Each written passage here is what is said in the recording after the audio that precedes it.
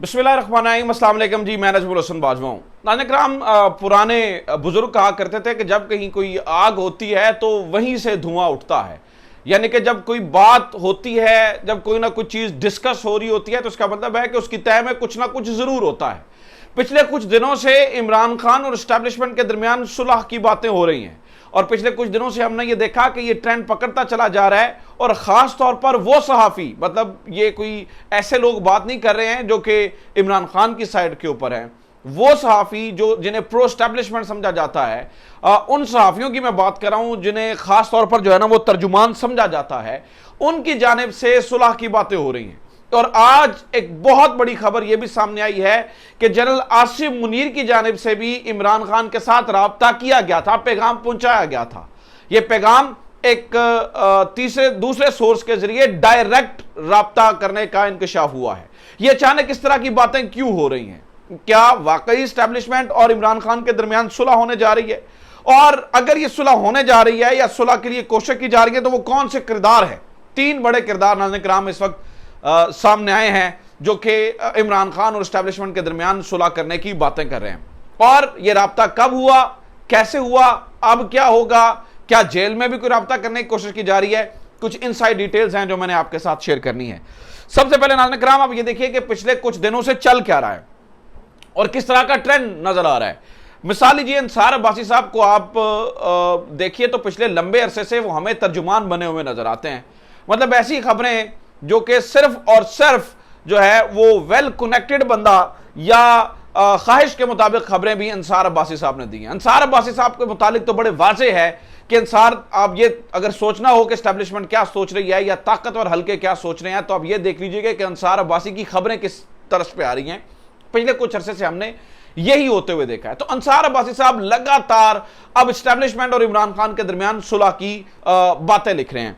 मिसाल लीजिए, 24 अगस्त 2023 को, यानी कि इसी महीने की 24 अगस्त को, यानी कि परसों, उन्होंने एक आर्टिकल लिखा और उन्होंने लिखा वो इदाराती सफा के ऊपर, इमरान एस्टैब्लिशमेंट दोस्ती नामुमकिन क्यों। इसके पीछे उन्होंने बेशुमार रीजन रखी कि इस वजह से इमरान खान की दोस्ती नहीं हो सकती, ये फलां फलां वजूहात हैं, इस वजह से इमरान खान के साथ एस्टैब्लिशमेंट की दोस्ती नहीं हो सकती, 9 मई का वाकया, और ये इस तरह की बातें उन्होंने लिखी। ठीक है, सही है, चलें। एग्जैक्ट 2 दिनों के बाद यानी कि 24 को वो ये आर्टिकल लिखते हैं, तो 26 को अंसार अब्बासी साहब एक खबर देते हैं। अब ये आर्टिकल नहीं है, आर्टिकल जाती राय होती है, आर्टिकल जो है ना वो इंफॉर्मेशन बेस्ड एनालिसिस होता है, लेकिन जो खबर होती है वो प्योर एक कंक्रीट खबर होती है। एग्जैक्ट 2 दिन के बाद अंसार अब्बासी साहब खबर देते हैं, पीटीआई इमरान और एस्टैब्लिशमेंट के दरमियान सुलह कराने के लिए तैयार है।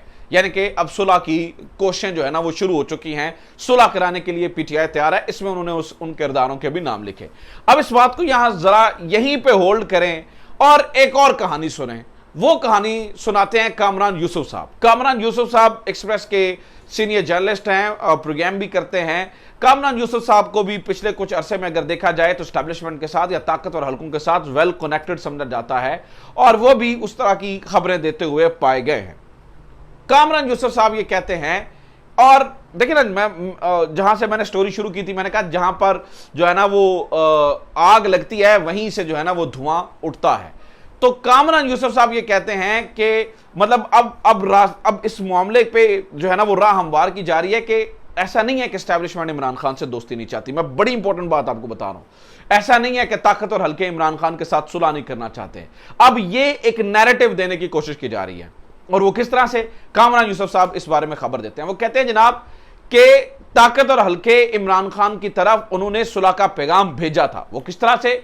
वो कहते हैं जनरल आसिफ मुनीर ने राब्ता किया था इमरान खान से सदर के तवस्सुत से, और उन्होंने पैगाम भेजा था कि देखिए आपकी जो भी एस्टैब्लिशमेंट से नाराजगियां हैं वो इससे पहले की हैं।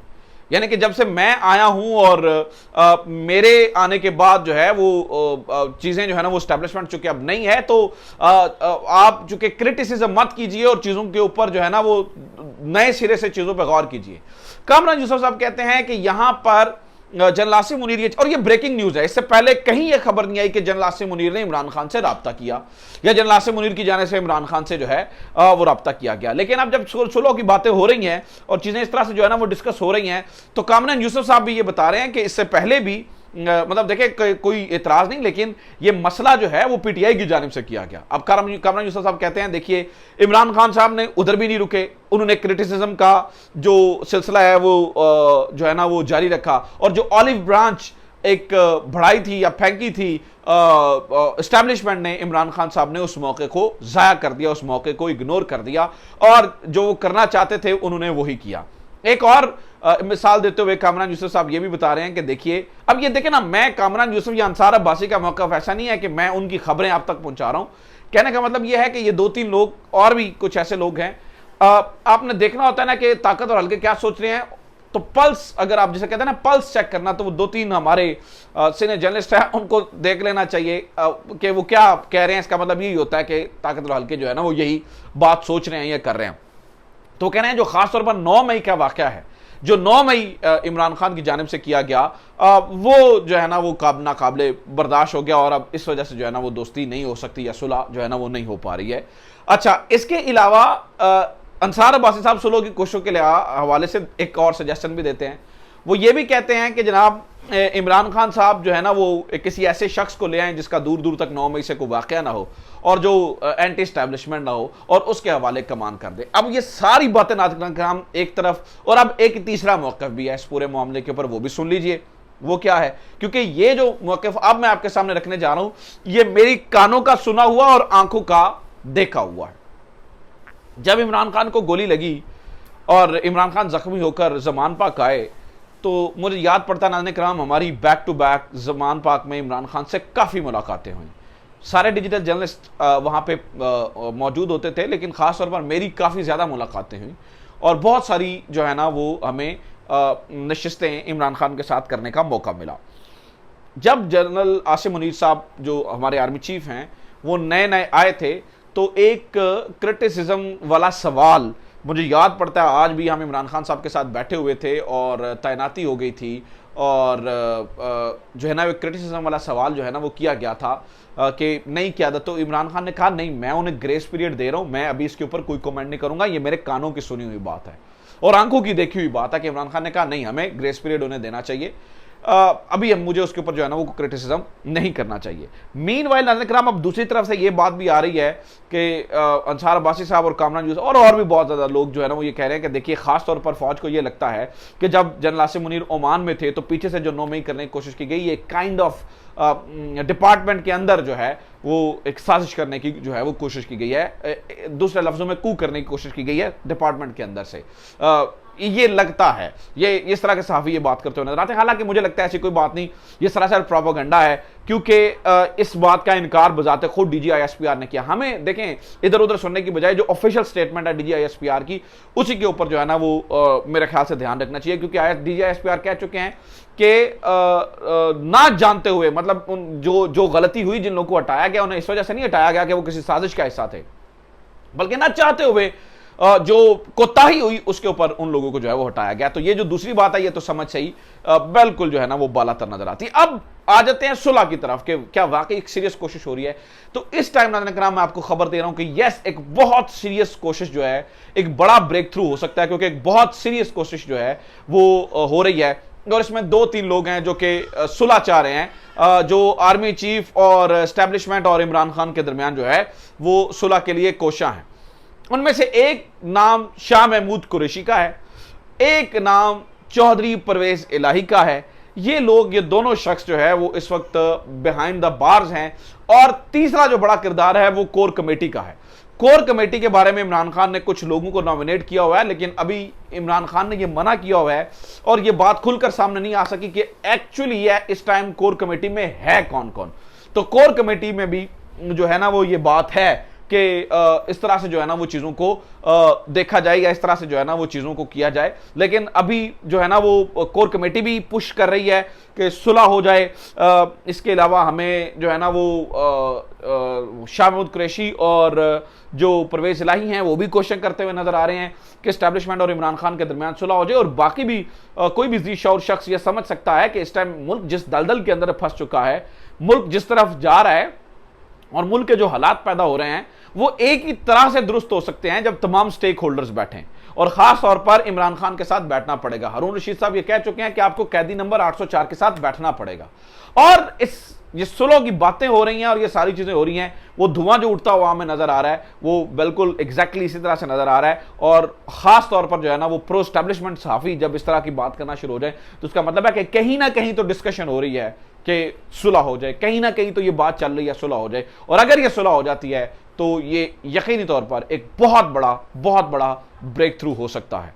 बाकी नाज़रीन किराम, जुडिशरी के अंदर भी काफ़ी सारे जो है वो मामलात चल रहे हैं, जुडिशरी के अंदर भी बड़े जो है ना वो मसले मसाइल चल रहे हैं। जुडिशरी के अंदर भी तहरीक इंसाफ की एक आप यूँ समझ लीजिएगा कि एक लड़ाई जारी है, जो ताज़ा तरीन लड़ाई है। मतलब देखें कि यहाँ से फारिग होने के बाद मुझे लगता है कि पीटीआई को जुडिशरी के साथ भी जो है ना वो कुछ सुलह करने चाहिए। ठीक है, ऊपर सुप्रीम कोर्ट में चीज़ें कुछ बेहतर नज़र आती हैं, लेकिन सुप्रीम कोर्ट के अंदर भी तो ग्रुप है।